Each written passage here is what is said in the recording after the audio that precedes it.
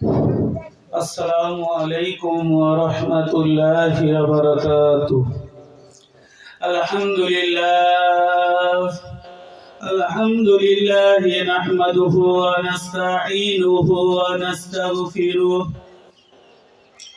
ونعوذ بالله من شرور أنفسنا ومن سيئات أعمالنا. من يهد الله فلا مضل له ومن يضلله فلا هادي له. ونشهد أن لا إله إلا الله وحده لا شريك له. وأشهد أن سيدنا وسندنا ومولانا محمدا عبده ورسوله الذي أرسله بالحق بشيرا ونذيرا وداعيا إلى الله بإذنه وسراجا منيرا. فقد قال الله تعالى في كلامه المجيد والفرقان الحميد: أعوذ بالله من الشيطان الرجيم. بسم الله الرحمن الرحيم. وقضى ربك ألا تعبدوا إلا إياه وبالوالدين إحسانا إما يبلغن عندك الكبر أحدهما أو كلاهما فلا تقل لهما أف ولا تنهرهما وقل لهما قولا كريما واخفض لهما جناح الذل من الرحمة وقل رب ارحمهما كما ربياني صغيرا. وقال النبي صلى الله عليه وسلم: من أحق بحسن صحابتي؟ قال ثم من؟ قال أمك. قال ثم من؟ قال أمك. قال ثم من؟ قال أمك.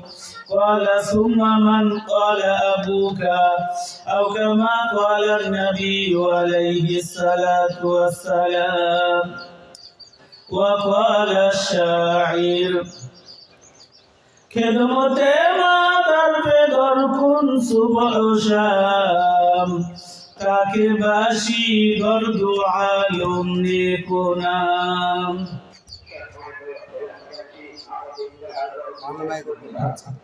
خدمت مادر پدر کن صبح و شام.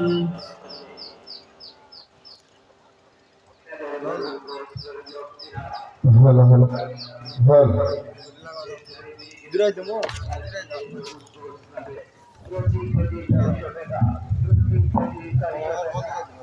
বন্ধ কর তো ভালো করে টাইট দাও নাহলে টিপ দাও টি টেবিল নিয়ে আসে না এখনো না টেবিল দিলে আসবে রে বাবা দাও দাও লাইন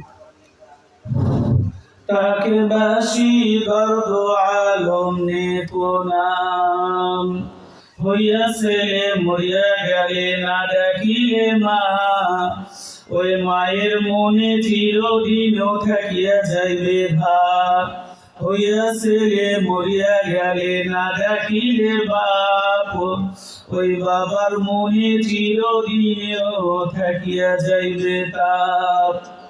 আল্লাহ তাআলা দরবারে লাখ লাখ শুকরিয়া যে আল্লাহ পাক রব্বুল আলামিন আমাদেরকে ধনপাড়া মধ্যপাড়া তাফসীর মাহফিল কর্তৃক আয়োজিত আজকের তাফসীর মাহফিলের সম্মানিত সভাপতি, প্রধান অতিথি, বিশেষ অতিথি ও সম্মানিত শ্রোতা মণ্ডলী, যে আল্লাহ পাকের দরবারে লাখ লাখ শুকরিয়া যে আল্লাহ পাক রব্বুল আলামিন আমাদেরকে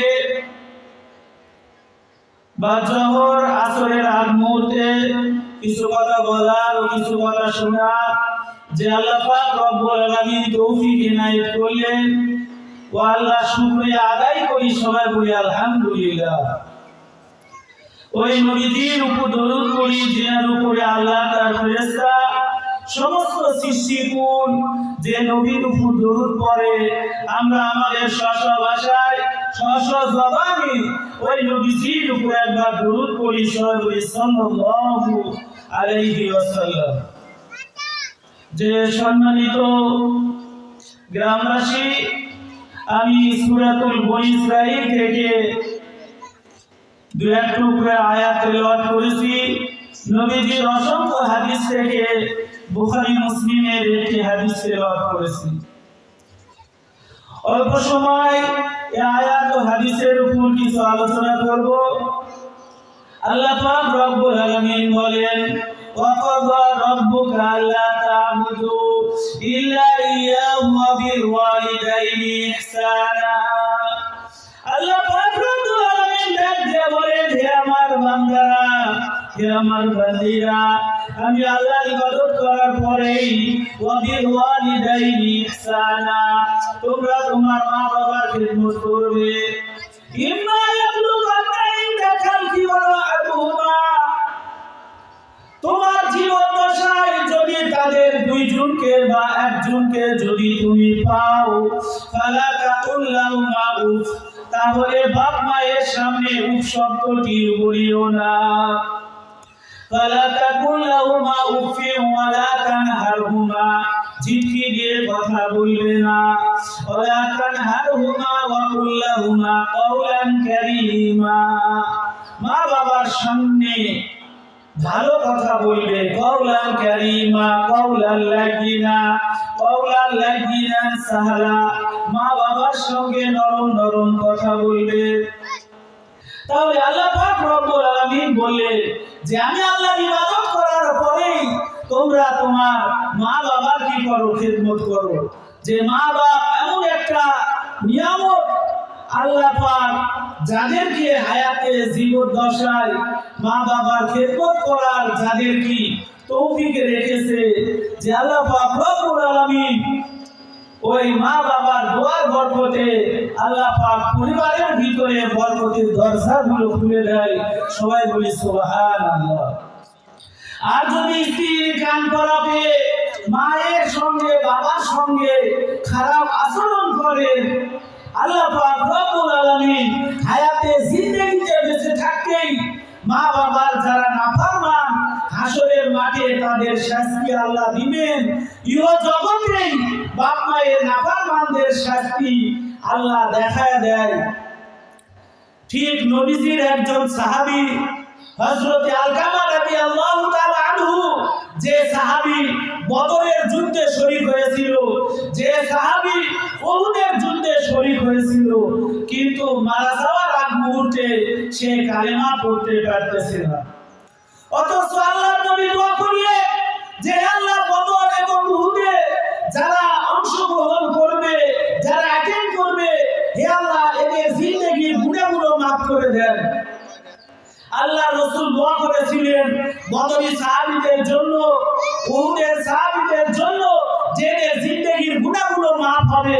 কিন্তু আলকামা রাদিয়াল্লাহু তাআলা আনহু বদরি সাহাবী হওয়ার পরেও, উহুদের যুদ্ধে অ্যাটেন্ড করা সোলজার সাহাবী, সে সৈনিক হওয়ার পরেও সে মৃত্যুর সময় কালেমা পড়তে পারতেছিল না।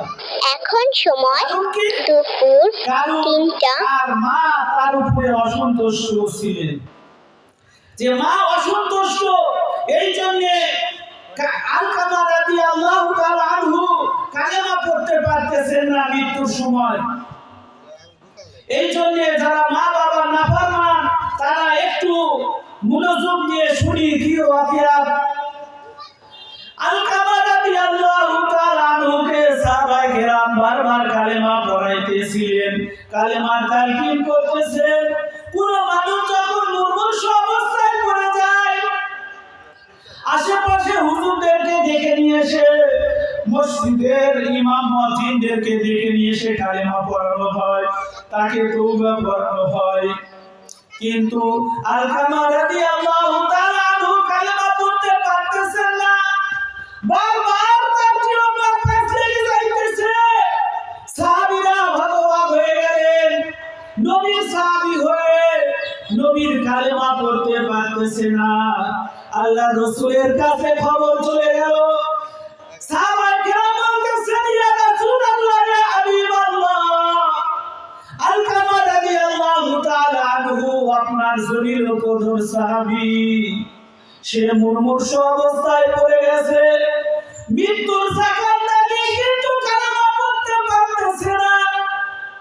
আল্লাহ রাসূল ডাক দিয়ে বললেন, হে সাহাবায়ে কেরাম, আলকামা রাদিয়াল্লাহু তাআলা আনহুর মা বাপ জিন্দা আছে কিনা?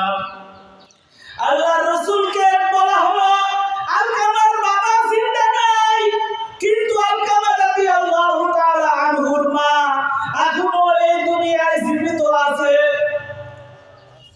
আল্লাহ রাসূল বললেন, যাও জলদি করে চলে যাও, আলকামার মাকে যে বলো তিনি যেন আমার সঙ্গে সাক্ষাৎ করেন।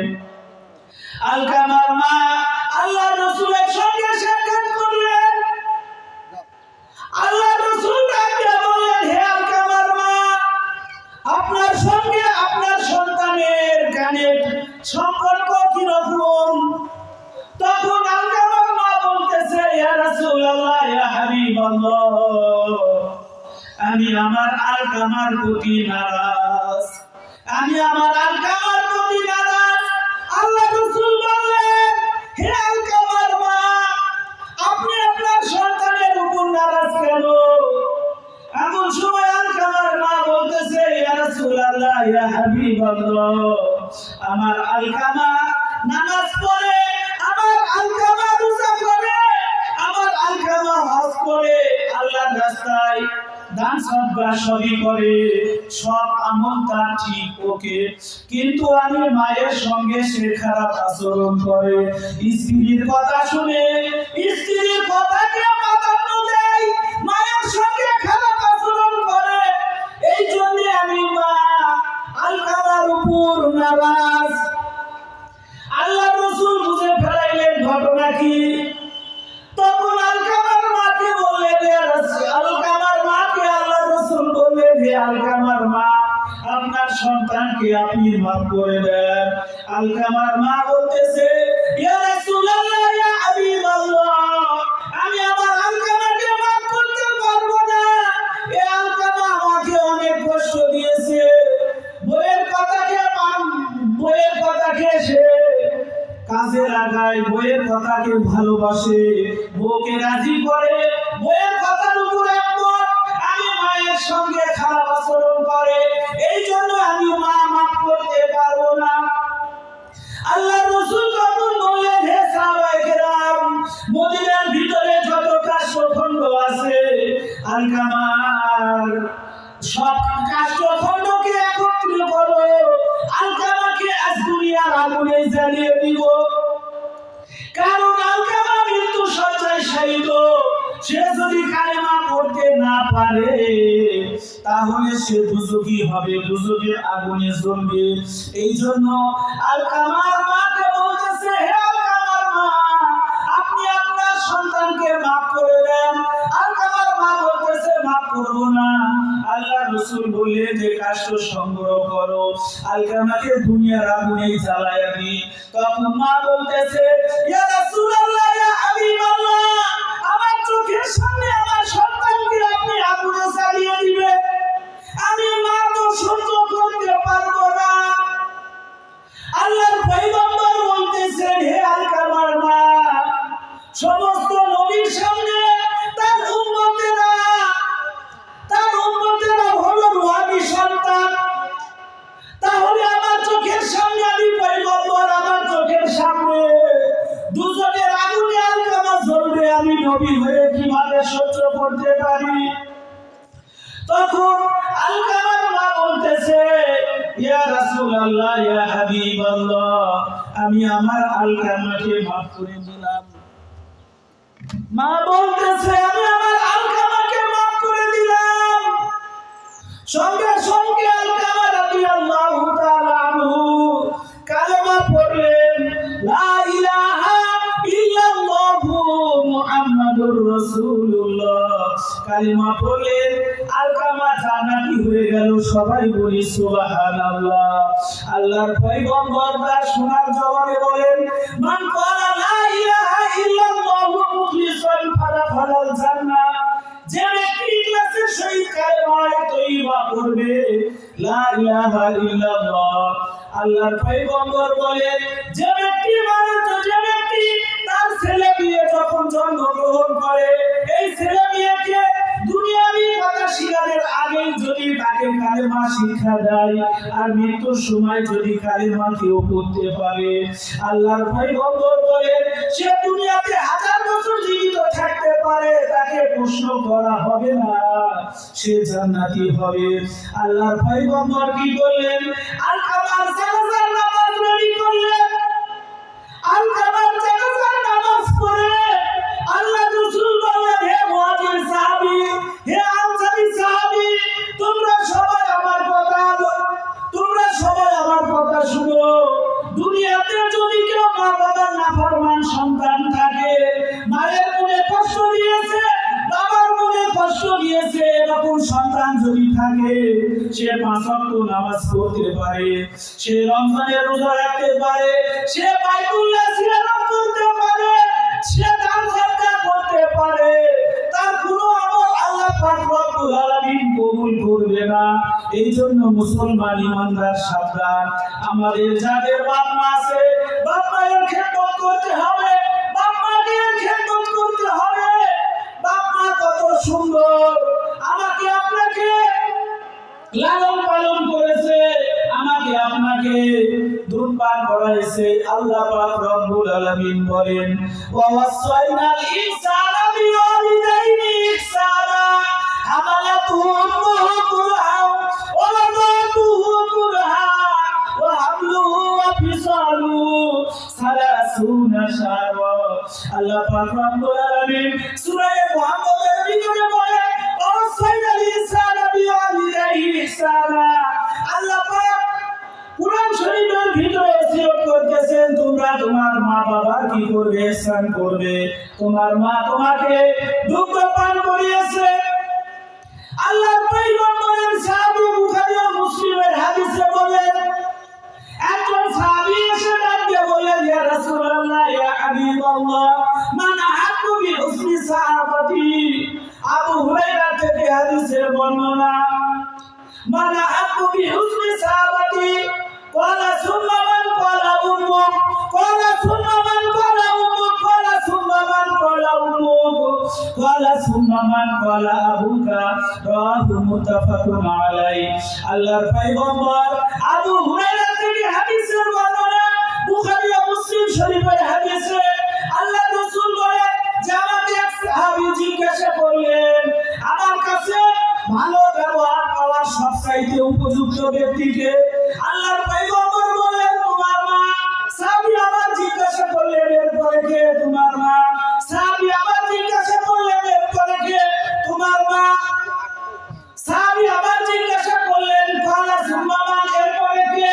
আল্লাহর পয়গম্বর চতুর্থ বেলায় বললেন, ক্বালা আবুকা, তোমার বাবা। এই হাদিস থেকে মুহাদ্দিসিনে কেরাম বলেন যে আল্লাহ পাক রব্বুল আলামিন 3 বার কেন মায়ের কথা বললেন? 3 বার মায়ের কথা কেন বললেন? মায়ের কথা 3 বার বলার পিছনে কারণ হলো, মা আমাকে আপনাকে ডেলিভারি করেছে, ডেলিভারির কষ্ট এটা মা একাই সহ্য করেছেন। এরপরে আমাকে আপনাকে 2 বছর ধরে মা দুধ পান করিয়েছে এবং আমাকে আপনাকে মা কষ্ট করে কি করেছে? রাতের ঘুম হারাম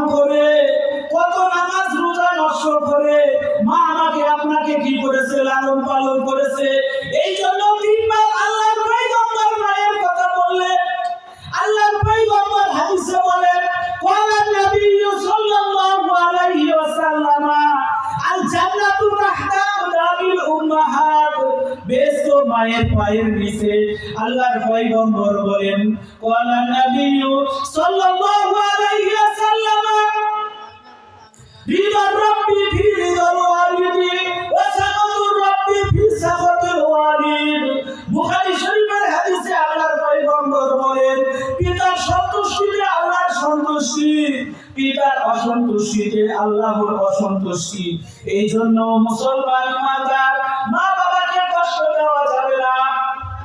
কিন্তু আজ আমরা মুসলমান, আমাদের মা বাবা এত কষ্ট করে আমাদেরকে লেখাপড়া শিখাইলেন, এত কষ্ট করে লেখাপড়া শিখাইলেন যে বাবা মা আমাকে প্রতিষ্ঠিত করার জন্য, ইস্টাবলিশ করার জন্য সুদ ঘুষ চিন্তা করে নাই। সে আমাদেরকে ইস্টাবলিশ করার জন্য কত কষ্ট করেছে।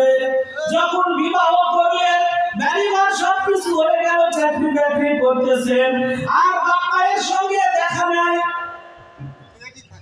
এইরকম যারা বাপ মায়ের নাফরমান সন্তান, আল্লাহ পাক রব্বুল আলামিন তাদেরকে কত কষ্ট দুজকের ভিতরে দিবেন। আল্লাহর নবী জান্নাতুল বাকি কবরস্থানের ভিতরে আল্লাহর রাসূল ঘুরতেছে। এমন সময় আল্লাহর রাসূলকে দেখানো হলো এক কবরের ভিতরে দাউ দাউ করে আগুন জ্বলতেছে। একটা কবরের ভিতরে দাউ দাউ করে আগুন জ্বলতেছে। আল্লাহর রাসূল যখন দেখলেন কবরের ভিতরে দাউ দাউ করে আগুন জ্বলে, আল্লাহর পয়গম্বর ডাক দিয়ে বললেন, হে সাহাবায়ে কেরাম, জান্নাতুল বাকি কবরের ভিতরে সবাই আরামে ঘুমিয়ে আছে, কিন্তু একটা কবরে আগুন দেখা যায় কেন? আল্লাহর পয়গম্বর ডাক দিয়ে বললেন, এই কবরে যে ঘুমায় আছে এর উত্তরসূরিরা আছে কি না এখনো দুনিয়ায়? তখন বলতেছে, অবশ্যই এই কবরে যে দাফন হয়ে আছে, এই কবরে যে আযাব চলতেছে, এই কবরে যে দাফন হয়ে আছে, তার মা এখনো দুনিয়ায় জিন্দা। আল্লাহর পয়গম্বর বললেন, হে সাহাবায়ে কেরাম, আল্লাহর পয়গম্বর বললেন, হে সাহাবায়ে কেরাম, জলদি করে চলে যাও, এই কবরের যে ওয়ারিস তাকে ডেকে নিয়ে আসো। এমন সময় একজন বৃদ্ধা মহিলাকে ডেকে নিয়ে আসা হলো। নিয়ে আসার পর বলতেছে, মা, এই কবরে যে ঘুমায় আছে, এই কবরের ভিতরে আগুন দাউ দাউ করে জ্বলতেছে। তখন বলতেছে, কবরে কে শুয়ে আছে? বলতেছে, কবরে আমার সন্তান ঘুমায় আছে। তখন বলতেছে, কবরে দাউ দাউ করে আগুন জ্বলতেছে। তখন বলতেছে, আল্লাহর রাসূল, হে মা, এই কবরে যে আগুন জ্বলতেছে, এই কবরের মাইয়াতকে আপনি মাফ করে দেন। তখন বলতেছে, না না, এই কবরে যে ঘুমায় আছে, এই সন্তানকে আমি মাফ করতে পারবো না। তখন বলতেছে, কেন আপনি মাফ করবেন না? তখন বলতেছে, আমার সন্তান দুনিয়াতে জীবিত থাকতে আমার সঙ্গে কথা কাটাকাটির এক পর্যায়ে আমার মাথায় লাঠি দিয়ে এমন একটা আঘাত করেছে, আমি মা জমিনে পড়ে গিয়েছি, আমার মাথা ফেটে রক্ত বের হয়েছে, আমার মাথা ফেটে রক্ত বের হয়েছে। আমি মা আসমানের দিকে দুইটা হাত উত্তোলন করেছি, আল্লাহর কাছে ডাক দিয়ে বলেছিলাম, হে আল্লাহ, আমার সন্তান আজকে আমার মাথা ফাটিয়ে দিল, এই সন্তানকে আপনি দুনিয়ায় কোনো আযাব দিবেন না। দুনিয়ায় যদি আযাব দেন আমি মা সহ্য করতে পারবো না, আমি মা সহ্য করতে পারবো না। আমার সন্তান যখন মারা যাবে তার কবরে আপনি শাস্তির ব্যবস্থা করেন। মায়ের বদুয়ার কারণে ওই সাহাবী জান্নাতুল বাকিতে দাফন হওয়ার পরেও তার কবরে আগুন দাউ দাউ করে জ্বলতেছে। একটু চিন্তা করিয়ে মুসলমান বাপ মা কি জিনিস।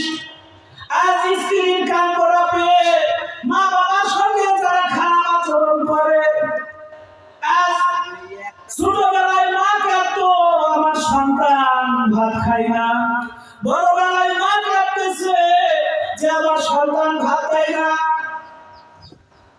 আল্লাহ পাক বলেন, ও ووصينا الإنسان بوالديه إحسانا حملته أمه كرها ووضعته كرها وحمله وفصاله 30 شهرا বাপ মায়ের খেদমত করার জন্য আল্লাহ পাক ওসিয়ত করতেছেন। কবি বলেন খেদমতে মা দরপে দরকুন সুবহ শাম তাকে বাসি দরদোয়ালম নে কোনাম। খেদমতে মা দরপে দরকুন ইখতিয়ার তাকে বাসি দরদোয়ালম বখতিয়ার। হইয়া ছেলে মরিয়া গেলে না ডাকিলে মা ওই মায়ের মন চিরদিন থাকিয়া যাইবে ঘা। হইয়া ছেলে মরিয়া গেলে না ডাকিলে বাপ ওই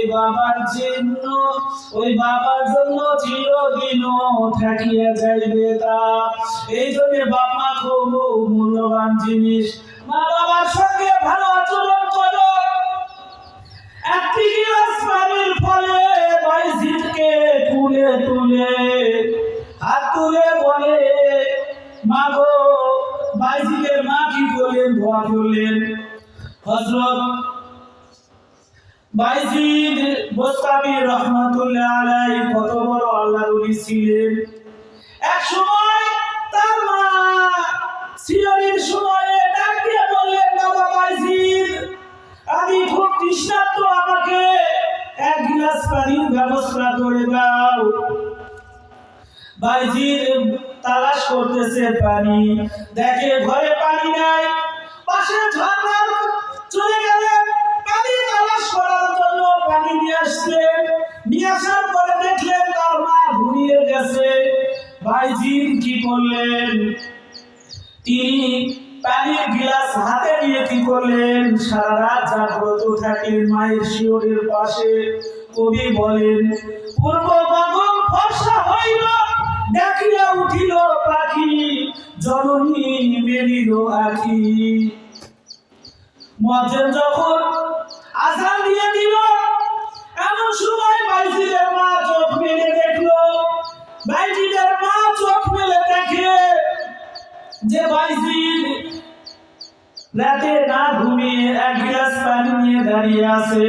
তখন বাইজিদের মা বলতেছে বাবা বাইজিদ তুমি রাতের বেলা ঘুমাওনি কেন? তখন বলতেছে মা আপনি রাতের বেলায় আমার কাছে পানি চেয়েছিলেন, আমি আপনাকে পানি দিতে পারিনি। আপনি ঘুমায়া গেছেন, আমি ঘুমাই নাই। আমি আবার চিন্তা করে দেখলাম আমি যদি পানি নিয়ে ঘুমিয়ে যাই তাহলে তো আপনি পানি চাইলে পানি দিতে পারবো না। এই চিন্তা করে বাইজিদ ঘুমায় নাই। তখন তার মা ফজরের নামাজ আদায় করার পরে আল্লাহর কাছে হাত তুলে ডাক দিয়ে বললেন যে আল্লাহ আমি আমার বাইজিদের উপর রাজি আর খুশি হয়ে গেলাম যে বাইজিদ রাতের বেলা না ঘুমিয়ে এক গ্লাস ঠান্ডা পানি নিয়ে সে সারা রাত ঘুমায়নি। আল্লাহ আমার সন্তানকে আপনি কুতুবুল আরিফিন বানিয়ে দেন। আল্লাহ পাক মায়ের দোয়া কবুল করে বাইজিদ বোস্তামিকে ওলির খাতায় নাম লেখায়া দিলেন। সবাই বলি সুবহানাল্লাহ। খেদমতে মা দর পে দর কুন সুবহ শাম তাকে বাসি দর দুয়ালম নে কোনাম। খেদমতে মা দর পে দর কুন ইখতিয়ার তাকে বাসি দর দুয়ালম বখতিয়ার। মুসলমান ইমানদার মা বাবার খেদমত করতে হবে, কিন্তু আজ আমরা শ্বশুর শাশুড়ির খেদমত করার জন্য ব্যস্ত হয়ে যাই। আমার বাড়িতে শ্বশুর আসলে শাশুড়ি আসলে আমি কত বিজি, গরুর গোশত কিনতেছি, দই কিনতেছি, মিষ্টি কিনতেছি শ্বশুরকে আপ্যায়ন করার জন্য। শ্বশুরকে আপনি আপ্যায়ন করবেন ঠিক আছে, কিন্তু শ্বশুরের খেদমত করা হলো নফল, মা বাবার খেদমত করা হলো ফরজ। কিন্তু আজ আমরা করতেছে না, বাপকে মাকে আমি ঠিক মতো আহার দিতেছি না, অথচ শ্বশুর শাশুড়ির মেহমানদারি করার জন্য আমি পাগল। অথচ শ্বশুর শাশুড়ির খেদমত করা নফল, মা বাবার খেদমত করা ফরজ, কিন্তু আজ আমরা ফরজকে আমরা কি করি না, দাম দিই না। বাপ্পাদের যদি খেদমত করি, ওই বাপ্পা যদি একবার আমার জন্য দোয়া করে, আল্লাহ আমি আমার সন্তানের উপর রাজি আর খুশি, অতএব আপনি আপনার বরকতের দরজাগুলো আমার সন্তানের জন্য খুলে দেন। বাপ্পা যদি দোয়া করে, আপনি প্রত্যেকটা কাজে আপনি সফলতার দ্বার প্রান্তে পৌঁছে যাবেন। আর যদি বাপ্পা নারাজ হয়, আপনি যে কোনো কাজে আপনি হাত দিতে যাবেন, সেই কাজটা আল্লাহ কি করে দিবেন, অসফল করে দিবে, কোনো সাকসেস সেখানে হবে না। এই জন্য মা বাবার খেদমত করতে হবে, মা বাবার দোয়া নিতে হবে। বাপ মায়ের দোয়া নিয়ে আপনি যে কাজেই যান না কেন, সেই কাজে আল্লাহ আপনাকে বরকত দিবে। মায়ের দোয়া লও হে মুমিন, মায়ের দোয়া লও, মায়ের দোয়া লও হে মুমিন, মায়ের দোয়া লও। বিপদে পড়বে না তুমি যখন যেটাই যাও, বিপদে পড়বে না তুমি যখন যেটাই যাও। মায়ের দোয়া লও হে মুমিন, মায়ের দোয়া লও, মায়ের দোয়া লও হে মুমিন, মায়ের দোয়া লও। মুসলমান ইমানদার, আল্লাহর পয়গম্বর ডাক দিয়া বলেন, আল জান্নাতু তাহতা আকদামিল উম্মাহাত, বেহেশত মায়ের পায়ের নিচে। মায়ের দোয়া নাও, মায়ের সঙ্গে খারাপ আচরণ করো না, বাবার দোয়া নাও। আল্লাহর পয়গম্বর বলেন, রিদা রাব্বি ফি রিদাল ওয়ালিদি ওয়া সাখাতুর রাব্বি ফি সাখাতিল ওয়ালিদ, পিতার সন্তুষ্টি আল্লাহ সন্তুষ্টি হয়ে যাবে। পিতা যদি তোমার নারাজ হয়, তো আল্লাহ পাক তোমার উপরে নারাজ হবে। কাজেই মা বাবার মনে কষ্ট দেওয়া যাবে না। মা বাবার মনে যারা কষ্ট দেয়, আল্লাহ পাক এদের মনে আল্লাহ সুশান্তি রাখবে না। এই জন্য বাবাকে কিমত জানতে হবে। কেমতে মারবে দরকুন সুবহান, তাকে বাসি দরব আলমে কোরআন। মুসলমান ইমানদার, এই জন্য আসুন একবার আল্লাহর পয়গম্বর মুসা কালিমুল্লাহ আল্লাহর কাছে দোয়া করতেছে যে আল্লাহ আপনি আমাকে জানিয়ে দেন, জান্নাতে তো সবাই যাবে, কিন্তু সবার জান্নাতে একজন সাথী থাকবে, আমার জান্নাতে কোন ব্যক্তি সাথী হবে? আল্লাহর পয়গম্বর জলিলুল কদর পয়গম্বর মুসা আলাইহিস সালাম আল্লাহর সঙ্গে ডিসকাস করতেন। আল্লাহ বলেন, ওয়া কাল্লামাল্লাহু মুসা তাকলিমা, আল্লাহর সঙ্গে কথাবার্তা বলতেন, ডিসকাস করতেন। এক সময় আল্লাহর কাছে জানতে চাইলেন যে আল্লাহ জান্নাতে আমার কে সাথী হবে? আল্লাহ পাক জানায় দিলেন, অমুক একজন কসাই, বাজারের কসাই গোশত বিক্রি করে, সে তোমার জান্নাতে সাথী হবে। এমন সময় আল্লাহর পয়গম্বর মুসা কালিমুল্লাহ লোক সামলাতে পারলেন না, জান্নাতে আমার কে সাথী হবে? দুনিয়ায় জীবিত আছে, জলদি করে যাই তার আমলটা দেখে আসি। বাজারে যাওয়ার পরে মুসা কালিমুল্লাহ ওই কসাইয়ের সঙ্গে দেখা করলেন। কসাইয়ের নাম জিজ্ঞাসা করলেন। নাম জিজ্ঞাসা করার পরে একমত হলেন যে এই কসাই তো জান্নাতে আমার সাথী হবে, কিন্তু তার কি আমল এটা আমার দেখতে হবে।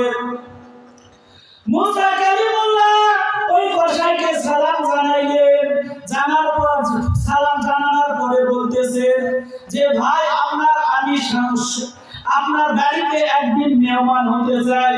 তখন বলতেছে, কোনো অসুবিধা নেই, আপনি আমার বাড়িতে মেহমান হবেন, এটা আমার খুশির সংবাদ, আপনি আমার মেহমান হবেন। ঠিক মুসা আলাইহিস সালাম ওই কসাইয়ের সামনে দাঁড়িয়ে আছে। কসাইয়ের কাজ দেখতেছে। কসাই সারাদিন গোস্ত বিক্রি করতেছে আর নরম নরম কিছু গোস্ত গুলো কুচি কুচি করে কাটতেছে। গোস্ত নরম গোস্ত গুলো কাটতেছে, শিরার গোস্ত গুলো কাটতেছে, সুন্দর করে রেখে দিতেছে। বিকেল বেলায় সব গোস্ত বিক্রি হয়ে যাওয়ার পরে সে বাড়িতে গেলেন। বাড়িতে যাওয়ার পরে তিনি কি করলেন, ওই গোস্ত গুলা রান্না করলেন, নরম নরম রুটি বানাইলেন। রুটি বানানোর পরে গোস্ত রান্না করার পরে একটা ঝুড়ির ভিতরে একজন বৃদ্ধা মহিলা আছে। ওই মহিলাকে কি করলেন, ওখান থেকে নামাইলেন। নামানোর পরে বৃদ্ধা মহিলা পরিচর্যা করলেন, তাকে গোস্ত রুটি গুলো খাওয়াইলেন। গোস্ত রুটি গুলো খাওয়ানোর পরে ওই জীর্ণ শীর্ণ বৃদ্ধা মহিলা তিনি বলতেছেন যে হে আল্লাহ, আপনি মা বাবার দোয়া কবুল করেন। আমি আমার কসাই সন্তানের জন্য দোয়া করে দিলাম। আল্লাহ আমার সন্তান আমাকে যেভাবে রাজি আর খুশি করেছে, আল্লাহ আপনিও আমার সন্তানের উপর রাজি খুশি হয়ে যান। এবং ওই জামানার বড় যে পয়গম্বর মুসা কালিমুল্লাহ জান্নাতে আপনি সফর সঙ্গী, মুসা কালিমুল্লাহর সঙ্গে আপনি আমার সন্তানকে জান্নাতে সঙ্গী বানায়া দিয়েন। তখন মুসা আলাইহিস সালাম বুঝতে পারলেন এই বৃদ্ধা মহিলার দোয়া আল্লাহ পাক কবুল করেছে। এই বৃদ্ধা মহিলার দোয়া আল্লাহ কবুল করে একটা কসাই জান্নাতে মুসা নবীর কি হলেন, সঙ্গী হলেন। সবাই বলি সুবহানাল্লাহ। কি কারণে হলেন? মায়ের খেদমতের কারণে। এই জন্য মুসলমান ইমানদার, মা বাপ বড় দামি জিনিস, বড় দামি নিয়ামত। এই মা বাবার খেদমত করতে হবে। কিন্তু আজ আমরা মা বাবার খেদমত করি না। রমজান মাসে আমি কি করি, ইফতার করি, রমজান মাসে সিহরি খাই, কিন্তু বাড়িতে বৃদ্ধা মা করে আসে। মা সিহরি খাইতে পারতেছে না, মা ইফতার করতে পারতেছে না। আর আপনি জামালগঞ্জ মোড় থেকে ইফতার কিনে নিয়ে আসতেছেন, বান্দাঘাট থেকে ইফতার কিনে নিয়ে এসে আপনি কি করতেছেন, ইফতারি করতেছেন, সিহরি করতেছেন। আপনার মা বাপ কি ইফতারি পায় না? আপনার মা বাপ ইফতার পাইতেছে না, সিহরি পাইতেছে না। আর আপনি কি করলেন, সিহরি করলেন, ইফতার করলেন। আল্লাহর কসম করে বলি আপনার রোজা আল্লাহ আপনার কবুল করবে না। আপনি মাকে ঠকাইলেন, আপনি বাবাকে ঠকাইলেন, তাদের আপনি খেদমত করলেন না, তাদের সিহরির ব্যবস্থা করলেন না, ইফতারি করাইলেন না। মা বাবার মনে আপনি কষ্ট দিয়ে আপনি নামাজ পড়েন, রোজা করেন, আপনার কোনো আমল আল্লাহ কবুল করবে না। এই জন্য মা বাবার খেদমত করতে হবে, মা বাবাকে খেদমত করতে হবে। আল্লাহর পয়গম্বর সাহাবী বললেন, ইয়া রাসূলুল্লাহ, ইয়া হাবিবাল্লাহ, আমি অজ্ঞ ছিলাম, মায়ের সঙ্গে খারাপ আচরণ করেছি, বাবার সঙ্গে খারাপ আচরণ করেছি। আজকে আমার মা বাপ মারা গিয়েছে, এর জন্য আমি কি করতে পারি? আল্লাহর পয়গম্বর ডাক দিয়ে বলেন, হে সাহাবী, তুমি কোনো ভয় পেও না, তোমার জন্য আল্লাহ পাক রব্বুল আলামিন ব্যবস্থা করেছে। যারা মা বাবার দুনিয়ায় নাফরমানি করেছে, এমন সন্তান যারা আছো, তারা কি করবে? প্রত্যেক জুমাবার মা বাবার কবরের সামনে দাঁড়িয়ে সালাম দিবে, আসসালামু আলাইকুম ইয়া আহলাল কুবুর। সূরা ফাতিহা একবার পড়বে, সূরা ইখলাস তিনবার পড়বে, দুরূদ শরীফ ইস্তেগফার করে মা বাবার কবরের সামনে দাঁড়িয়ে দোয়া করবে, রব্বিনা আমহুমা কামা রাব্বায়ানি সগীরা। এখন সময়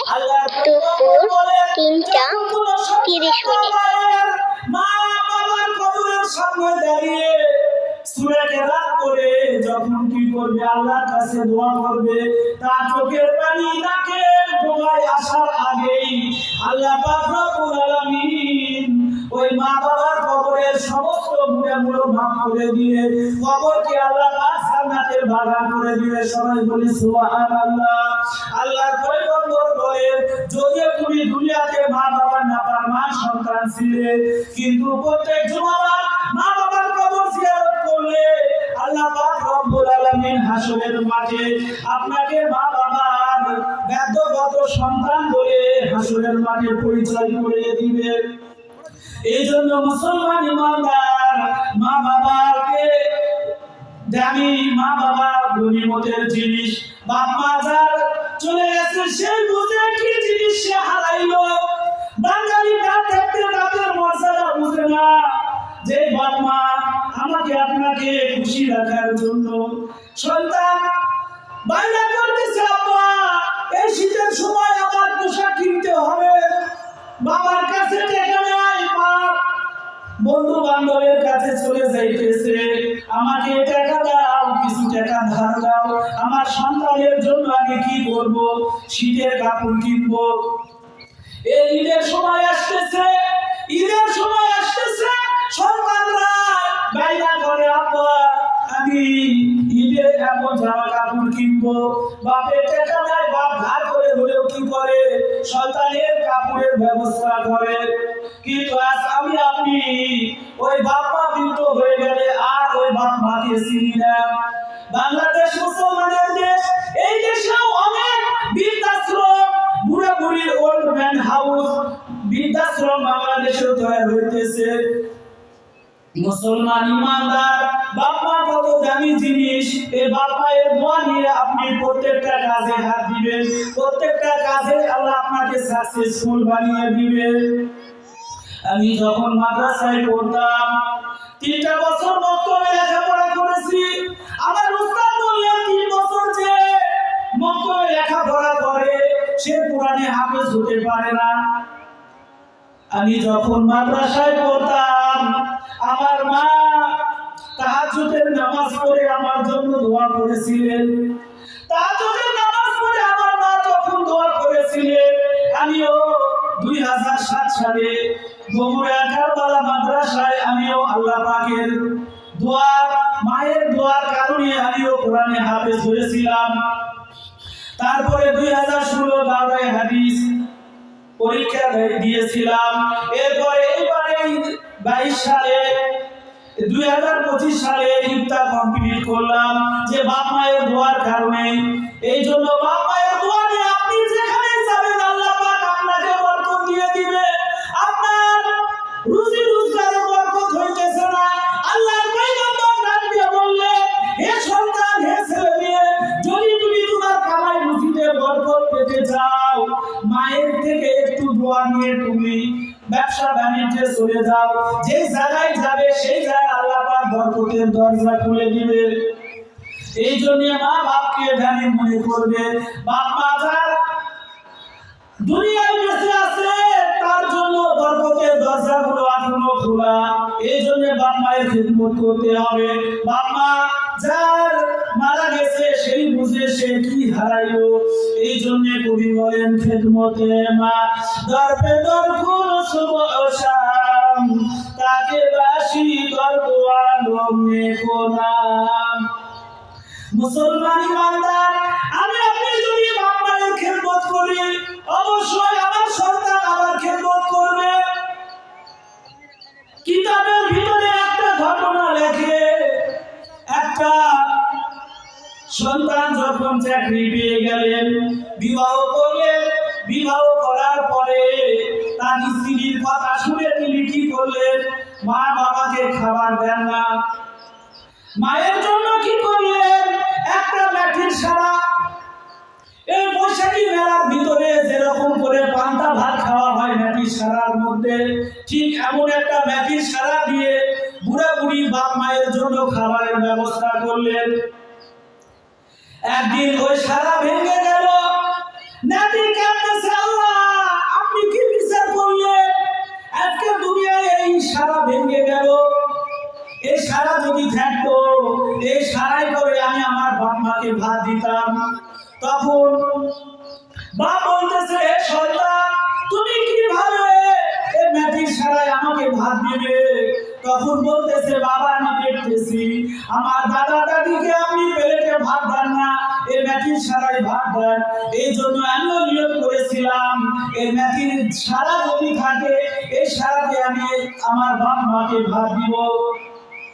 মুসলমান ইমানদার, কিতাবের ভিতরে আরো একটা ঘটনা আছে যে একজন ব্যক্তি কি করলেন, বৃদ্ধা বাবাকে নিয়ে কি করলেন, বৃদ্ধা বাবাকে নিয়ে ঝুড়ির ভিতরে কুটুরির ভিতরে করে ওই বাবাকে নিয়ে জঙ্গলে ফেলে দিয়ে আসলেন। তখন পিছনে ওই সন্তানের ছেলে যাইতেছে আর কাঁদতেছে, আব্বা আমার দাদাকে আপনি জঙ্গলে ফেলে দিয়ে আসলেন কেন? তখন বলতেছে, বাবা আপনি তো বড় নাফরমান, আপনার বাবাকে ঝুড়িতে করে আপনি ফেলে দিয়ে আসতেছেন, কিন্তু বাবা ঠিক আছে আপনি আপনার বাপকে জঙ্গলে ফেলে দেন ঠিক আছে, কিন্তু ওই কুঠুরি আর ঝুড়িটা আপনি ফেলে দিবেন না। আপনি যখন বৃদ্ধা হবেন আপনাকেও টেনে হিসেবে আমি ওই ঝুড়িতে করে ওই কুঠুরিতে করে আপনাকেও আমি ওই জঙ্গলে ফেলে দিয়ে আসবো। মুসলমান ইমানদার আল্লাহ পাক কোরআনে কারীমের ভিতরে বলেন, ওয়া তিলকাল আইয়ামু নুদাবিলুহা বাইনান নাস। এটা ইতিহাস এরকমই হবে, যে যেমন করবে কামা কাদি নুতুদান, কামা কাদি নুতুদান, যে যে করবে যে যেরকম আমল করবে সে সেরকমই পাবে। তুমি যদি তোমার বাপ মায়ের সঙ্গে খারাপ আচরণ করো, তোমার সন্তান তোমার সঙ্গে খারাপ আচরণ করার জন্য রেডি হইতেছে। এই জন্য মুসলমান ইমানদার দুনিয়ায় থাকতে বাপ মায়ের কিমত জানতে হবে, বাপ মায়ের দাম জানতে হবে, বাপ মা কত দামি জিনিস, বাপ মায়ের খেদমত করতে হবে। খেদমতে মা দরবে দরকুল সুশাম, তাকে বাসি গর্ব আলমে গোনাম, হইয়াছে রে মরিয়া গেলে না ডাকিলে মা, ওই মায়ের মন ছিল দিনও থাকিয়া যাইবে ধা, হইয়াছে রে মরিয়া গেলে না ডাকিলে বাপ, ওই বাবার চিহ্ন চিরজীবন থাকিয়া যাইবে তা। মুসলমান ইমানদারের জন্য বাবা মায়ের খেদমত করতে হবে, বাপ মায়ের দোয়া নিতে হবে। যদি আপনি বাপ মায়ের দোয়া নিয়ে আপনি কি করেন দুনিয়ার সমস্ত কাজে যান, অবশ্যই বাপ মায়ের দোয়ার বরকতে আল্লাহ পাক আপনার রুজি রোজগারে বরকত দান করবে, হায়াতে বরকত দান করবে। মুসলমান ইমানদার এই জন্য আল্লাহ পাক রব্বুল আলামিন বললেন, ইয়া ইবাদিয়াল্লাযিনা আমানু ইন্না আরদি ওয়াসিয়াতুন ফাইয়া ফাবুদুন। আল্লাহ পাক বলতেছেন যে আমার ইমানদার বান্দারা, আমি আল্লাহ তোমাদের জন্য জমিন প্রশস্ত করে দিলাম, ফাইয়া ফাবুদুন, অতএব তোমরা কি করো, অতএব তোমরা আমি আল্লাহর ইবাদত করো। কুল্লু নাফসিন যায়িকাতুল মাউত, প্রত্যেক প্রাণীর মৃত্যুর স্বাদ গ্রহণ করতে হবে। সুম্মা ইলাইনা তুরজাউন, আল্লাহর কাছে এক সময় তোমাকে ফিরে যাইতেই হবে। অবশ্যই এই দুনিয়াতে আমি আপনি চিরদিন থাকতে পারবো না। টুডে ইজ টুমরো, আজ হোক আগামীকাল হোক, মালাকুল মউত আমার সামনে আসবে। আল্লাহ পাক বলেন, কুলিয়া তাওয়াক্কালতুম মালাকুল মাউতিল্লাযী মুকিলা বিকুম সুম্মা ইলা রাব্বিকুম তুরজাউন। মালাকুল মউত আমার আপনার সামনে আসবে, এজন্য মৃত্যুর আগে মৃত্যুর প্রিপারেশন নিতে হবে। মউতু ফাবলা আতামুতু, মরার আগে মৃত্যুর প্রিপারেশন নিতে হবে। ঠিক আল্লাহর পয়গম্বর কি করলেন, 2 মাস আগে থেকে দোয়া শিক্ষা দিলেন। عن جابر رضي الله تعالى عنه قال قال رسول الله صلى الله عليه وسلم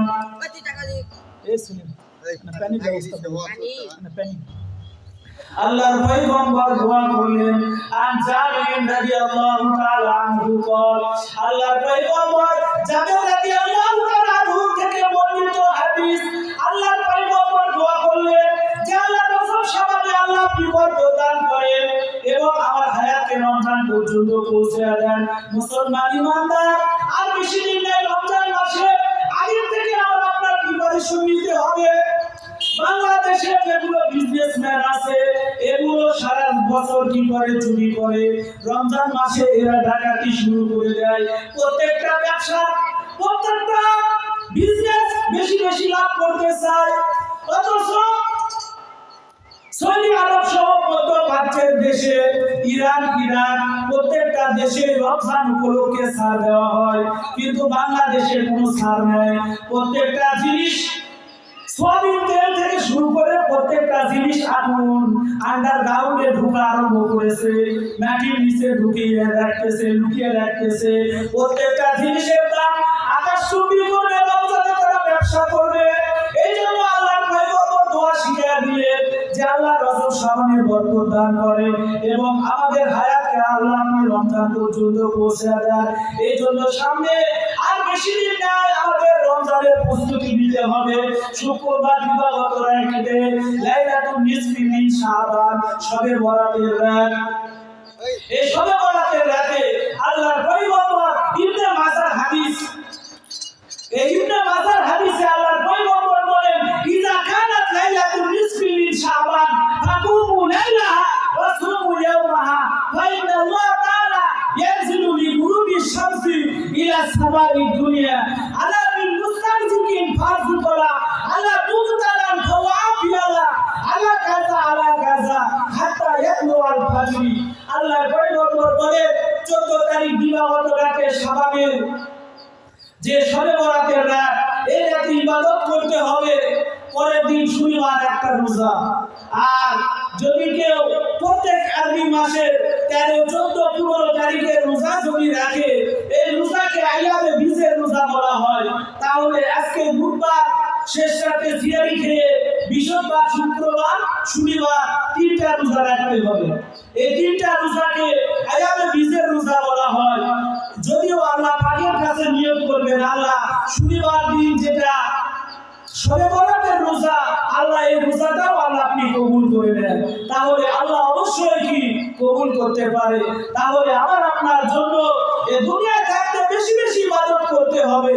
এই দুনিয়ার জিন্দেগিতে আমরা বেশি দিন থাকতে পারবো না। আল্লাহ বলেন আল্লাযী খালাকাল মাউতা ওয়াল হায়াতা লিয়াবলুয়াকুম আইয়ুকুম আহসানু আমালা। আমি আল্লাহ জীবন এবং মওত নামে দুটো জিনিস তৈরি করেছি। লিয়াবলুয়াকুম, আমি আল্লাহ পরীক্ষা করব, আইয়ুকুম আহসানু আমালা, কে ভালো আমল করে আমি আল্লাহর কাছে আসতে পারে। এই জন্য ভালো আমল করতে হবে। যদি আমরা আমল না করি, আমল ছাড়া কবরে গেলে খবর আছে। अमल से जिंदगी बनती है, अमल से जिंदगी बनती है, जन्नत भी जहन्नम भी एक के फितरत में नहीं है, नानागी है या नूरी कलमा ला इलाहा इल्लल्लाह बाजी करो शहर चेदीनी दार खुरुशास वलिदानत दरी माना के गुशास न बुलबुल वर बुलश तस्बीह खारिस कि हर खारे बतस्बीह अज ज़बानिस कलमा ला इलाहा इल्लल्लाह।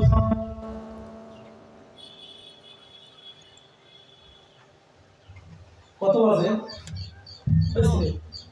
কত বাজে? 45 তিনটা।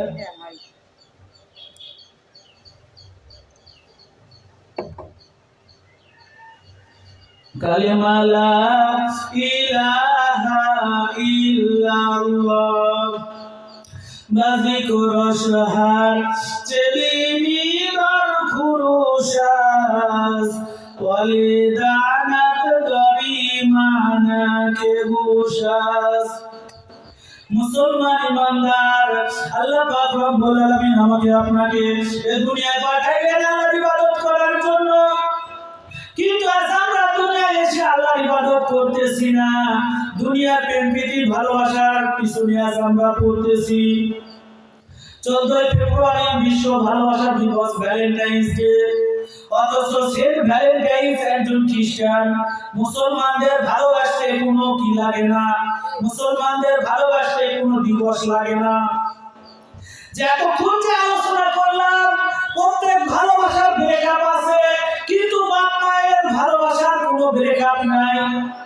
আপনি বাপ মাকে কষ্ট দিতে পারেন, কিন্তু বাপ মা আপনাকে কষ্ট দিবে না, বাপ মা আপনাকে ক্ষমা করে দিবে। কিন্তু আপনার স্ত্রী যদি আপনার উপর একবার নারাজ হয়, বাড়িতে চলে যেয়ে আবার কি বিবাহ বসতে পারে। কিন্তু আপনার বাপ মা আপনাকে ছাড়বে না। এই জন্য এই কথা সবার জানা উচিত। সব ভালোবাসার ব্রেকআপ আছে, বাপ মায়ের ভালোবাসার কোনো ব্রেকআপ নাই। বাপ মা আজীবন আপনাকে ভালোবাসবে। তাহলে বলতেছিলাম 14 ফেব্রুয়ারি ভ্যালেন্টাইন্স ডে, এই ভ্যালেন্টাইন্স একজন খ্রিস্টান, অতএব মুসলমানদের ভালোবাসার কোনো দিবস লাগে না। আর বিয়ের আগে প্রেম ভালোবাসা করা এগুলো কি নাজায়েজ, হারাম, কবিরা গুনাহ? যুবক ভাইরা একটু ভালো করে শুনি। আজ মোবাইল নিয়ে ফ্রি ফায়ার, পাবজি গেম খেলতেছো, সময়টা নষ্ট করতেছো। এই মোবাইলের কারণে মায়ের সঙ্গে তোমার খারাপ আচরণ, এই মোবাইলের কারণে বাপের সঙ্গে খারাপ আচরণ করতেছো, এই মোবাইলের কারণে উস্তাদের সঙ্গে খারাপ আচরণ করতেছো, রাত 12টা পর্যন্ত চ্যাটিং করতেছো, মেসেঞ্জারে, ইউটিউবে, হোয়াটসঅ্যাপে কি করতেছো? তুমি তোমার ভালোবাসার মানুষের সঙ্গে সময় কাটাইতেছো। অথচ আল্লাহর পয়গম্বর বলেন যে যারা দুনিয়ার প্রেম ভালোবাসা করবে বিয়ের আগে, এদেরকে আল্লাহ পাক রব্বুল আলামিন জান্নাতে হুর করে দিবে না। দুনিয়ার নারী পুরীতেই পুরী, ব্যস্ত নারী পুরীতেই পুরী নয়। ইমাম তিরমিজি বলেন, নাহুল খালিদাতু ফালা নাবিদু ওয়া নাহনুর রাজিয়াতু ফালা নাবাসু ওয়া নাহনুর রাজিয়াতু ফালা নাসখাতু তুমানি মান কানা লানা ওয়া কুননা লাহু। সূরা বলি মারহাবা। যে দুনিয়ার নারী এটা 40-এর পরেই বুড়ি, কিন্তু জান্নাতের নারী কি নয়, 40-এর পরে কোনো বুড়ি নয়।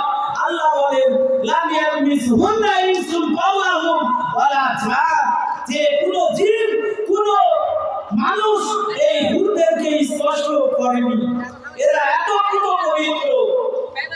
এই পরকালে জান্নাতে যায় হুর যদি পেতে চাও, দুনিয়ার নারীর পিছনে ঘোরা বাদ দাও। বিয়ের পরে যত প্রেম ভালোবাসা আছে করতে পারো, কিন্তু বিয়ের আগে প্রেম ভালোবাসা করা ইসলাম পছন্দ করে না, ইসলাম সমর্থন করে না। কেরে ভাই চকচক করছে। যেই জন্য আমাদের আল্লাহ পাক পাঠাইলেন এই দুনিয়াতে আমার ইবাদত করার জন্য। এই জন্য দুনিয়ায় থাকতে আমার ইবাদত করতে হবে। আমার আপনার সময়টা খুবই দামি। Time and time wait for none, সময়ের স্রোত কারোর জন্য অপেক্ষা করে না। আপনি আল্লাহর ইবাদত করেন আর নাই করেন, সময় ঠিকই বয়ে যাবে।